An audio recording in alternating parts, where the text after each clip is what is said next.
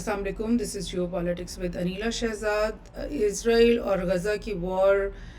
بدستور جاری. Cease fire کے امکانات بہت ہی کم. جتنی بھی کوششیں عالمی طاقتوں کی طرف سے، عرب ممالک کی طرف سے ہو رہی ہیں، ہر کوشش اور ہر راؤنڈ آف ٹاکس کے بعد ایسا لگتا ہے جیسے بغیر کسی نتیجے پہ پہنچے، بغیر کسی بات پہ متفق ہوئے دونوں پارٹیز اٹھ جاتی ہیں، اور ایسا لگتا ہے جیسے مطلب بالکل ایک قدم بھی سیز فائر کی طرف ہم نہیں بڑھ سکے. لیکن اسی اثنا میں اسرائیل کی جو فوجیں ہیں وہ گھسی ہوئی ہیں غزہ کی پٹی کے اندر، اور ڈیلی بیسس پہ 15 20 50 100 کے اس طرح سے حملے کر کر کے غزہ کے لوگوں کو وہ شہید کرتے چلے جا رہے ہیں. اور دنیا یعنی انسانیت جو ہے وہ اس سارے تماشے کو بالکل خاموشی سے دیکھتی چلی جا رہی ہے. اس میں ہم بھی شامل ہیں. اور انسانیت کا یہ بہت بڑا امتحان ہے کہ کس طرح سے آپ ایک طرف سے کہتے ہو 21ویں صدی میں ہم آ گئے ہیں اور ہم نے بہت ترقی کر لی ہے، سائنس نے بہت ترقی کر لی ہے، اور انسان جو ہے وہ ایک بہتر یعنی ریلیجن سے بھی بہت سارے طبقے ہیں انسانیت کے جنہوں نے اپنے آپ کو دور کر دیا، اور وہ یہ کہتے ہیں کہ جی ریلیجن کی وجہ سے، مذہب کی وجہ سے بہت مظالم ہو رہے تھے دنیا میں، اور اب کیونکہ ہم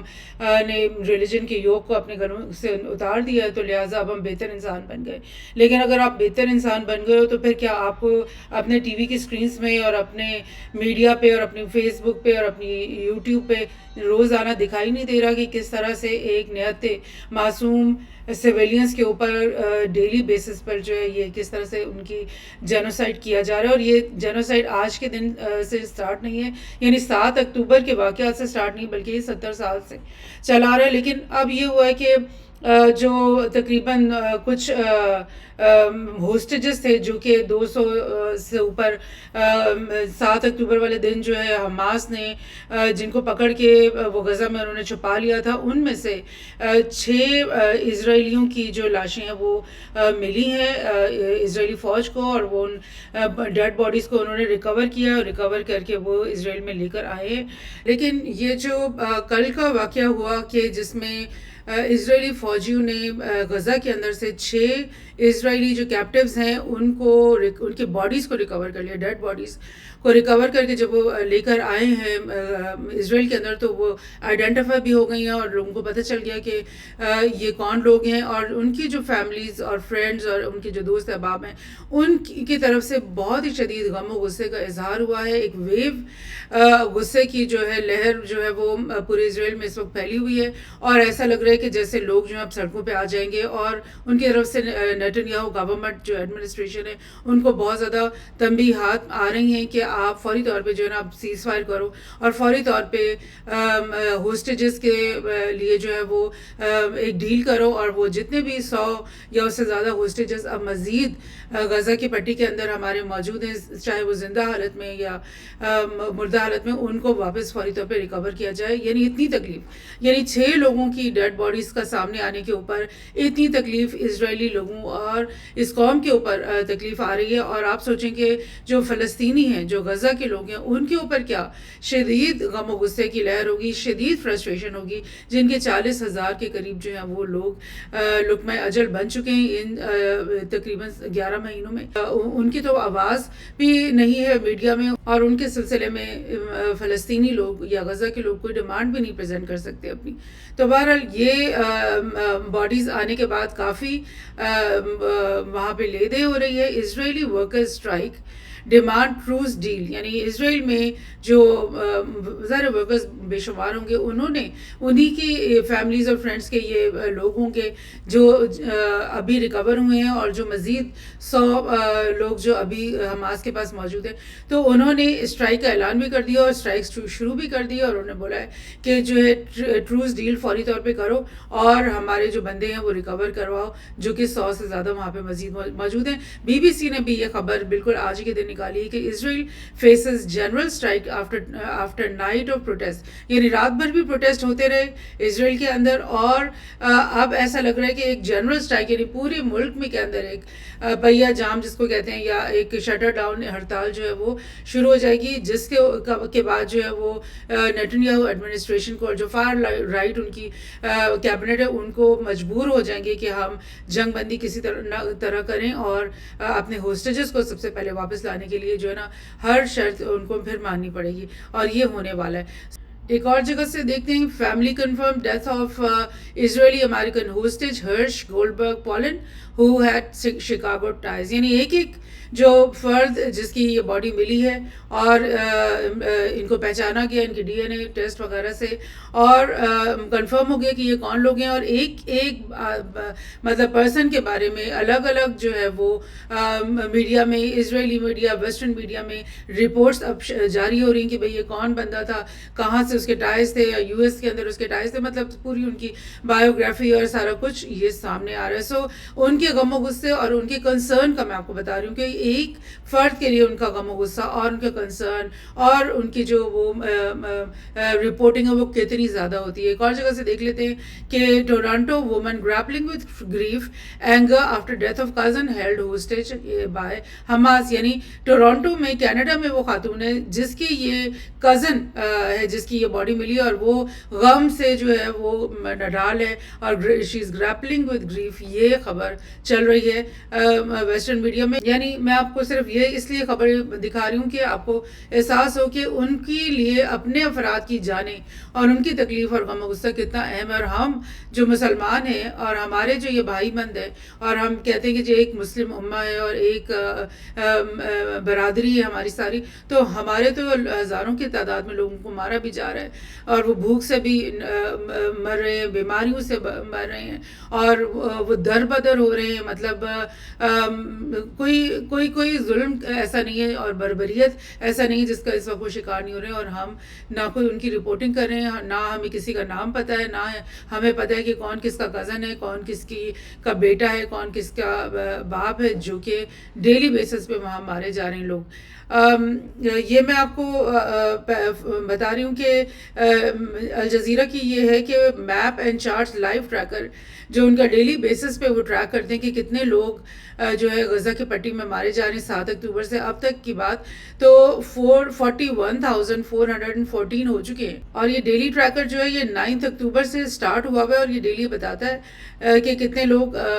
غزہ کی پٹی میں مارے جا رہے ہیں۔ تو آپ دیکھ لیں کہ 40,000 بلکہ 41,000 لوگ ہیں، اور اسرائیل کے کتنے لوگ مطلب مارے گئے ہیں، کیونکہ پہلے ہی جو 7 اکتوبر کے دن کافی لوگوں کی ڈیتھس ہو گئی تھی، اور وہ ان کی ڈیتھس کی وجہ جو ہے صرف حماس نہیں تھا بلکہ اسرائیل کی اپنے بھی جو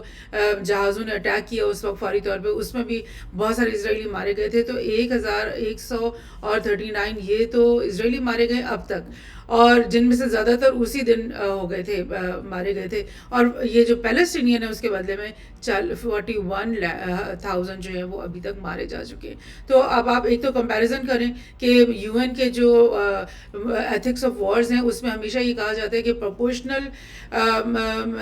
حملے کیے جائیں، پروپورشنل بدلہ لیا جائے، پروپورشنل ویپن استعمال کیے جائیں۔ اگر ایک طرف سے ایک شخص آپ کے اوپر پتھر مار رہا ہے تو اس کا بدلے میں آپ اس کو راکٹ یا میزائل نہیں مار سکتے۔ یہ ایتھکس آف وارز ہیں جو ڈیفائنڈ ہے یو این کے اندر، لیکن یہاں پر ایسے ہوتا ہے کہ یہ چھوٹے چھوٹے مطلب وہ گلائڈرز پہ بیٹھ کر آ کر انہوں نے چند لوگوں کو مارا، اور اس دن سے آج تک ٹینکس لے لیں آپ، ان کے جیٹس، فائٹر جیٹس لے لیں، ان کے آپ میزائلز لے لیں، ڈرونز لے لیں، کون سی چیز ہے جس سے انہوں نے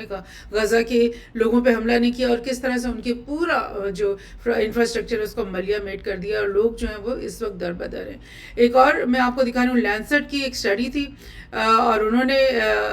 دیکھا تھا کہ کتنے لوگ جو ہیں وہ مارے جا چکے ہیں غزہ کے اندر، اور یہ جولائی کے اندر یہ رپورٹ ان کی آئی تھی، اور جولائی کے بعد اب اگست بھی گزر گیا اور سپٹمبر آ گئے، تو اسی رپورٹ میں جولائی میں انہوں نے 37,000 پیپل کی ڈیتھ کا اور شہادت کا بتا دیا تھا غزہ اسٹرپ کے اندر، جو کہ اب تک بڑھ کے 41,000 ہوگی۔ لیکن ایک اور انٹرسٹنگ بات جو انہوں نے کہی تھی، جس کو میں نے ہائی لائٹ کیا، کہ it is not impossible to estimate that 1 lakh 86,000 or more deaths could be attributed to current conflict in Gaza. यानी बहुत सारी बॉडीज जो उन बिल्डिंग्स में से रिकवर ही नहीं हुई, काउंट ही नहीं हुई, क्योंकि उनकी फैमिलीज, बहुत सारी तो ऐसी बिल्डिंग्स तबाह हुई जिनमें पूरी की पूरी फैमिलीज ही मतलब दब गई मलबे के अंदर. तो किसी को फैमिली का कोई मेंबर होगा तो वो बताएगा ना कि मेरे इतने बहन भाई थे, मेरे इतने लोग थे. और जब सारी पॉपुलेशन ही कसमा पुरसी का शिकार है और बाकी लोग भी अपनी बैग उठाकर भाग रहे हैं, तो कौन बॉडीज को काउंट करेगा, कौन मलबे में से निकालेगा. सो ऐसे सूरत हाल में उन्होंने कहा कि 1,80,000 से ज़्यादा लोगों की डेथ्स का जो है वो खदशा है, प्लॉजिबल है, मुमकिन है. और ज़ाहिर है जब ये वॉर पूरी तरह से ख़त्म होगी और पूरी तरह से ये मलबे उठाए जाएंगे और रिकन्स्ट्रक्शन का काम शुरू होगा, तब सही फिगर्स सामने आएंगे कि असल में गज़ा की पट्टी के अंदर कितने लोग जो हैं शहीद हो गए हैं. और बिल्कुल इम्कान है कि इससे भी बड़ा नंबर उस वक्त सामने आए. और इसके अलावा मैं आपको ये भी एक बता दूं कि प्रिजनर्स डिटेन्ड बाय इजराइली, यानी ये प्रिजनर्स कौन है, ये गजा से भी ये पकड़ के ले जाते रहे हैं डे वन से, और वेस्ट बैंक के अंदर से भी इन्होंने बेशुमार लोगों को इम्प्रिजन किया, सिर्फ उनके ऊपर प्रेशर डालने के लिए, उनके ऊपर दबाव कायम रखने के लिए कि वो कहीं सड़कों पे ना निकल आए, वो कहीं इसराइल के खिलाफ हमले ना शुरू करें. तो वो खौफ और टेरर फैलाने के लिए उन्होंने इसराइल ने जो है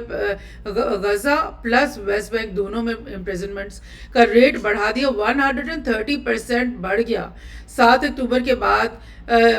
प्रिजनर्स बनाने का जो रेट है इसराइल की तरफ से वो बढ़ चुका है और बढ़ चुका था. और ये इन्होंने इसी न्यूज़ में ये बताया कि 1200 बिफोर अक्टूबर 7 नियरली 5,000 वर इम्प्रिजन्ड,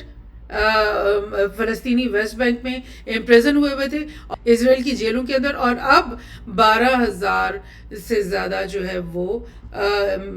वेस्ट बैंक के अंदर इम्प्रिजन कर लिए गए हैं इजरायली जेलों के अंदर लोग. तो ये क्या हो रहा है. और इसके अंदर बेशुमार औरतें भी होती हैं, बच्चे भी होते हैं. Nobody knows the number of detainees from Gaza. They are just expectations, but documents in Israeli jail reach 9,500. ये तो गजा की अब वो बता रहे हैं कि किसी कोई रिपोर्ट नहीं है, किसी को नहीं पता नंबर, लेकिन कुछ सोर्सेज से ये इनको पता चला कि 9,500 तो गजा के ही लोगों को इन्होंने इतनी देर में इम्प्रिजन किया. और 4,000 जो है वो उन्होंने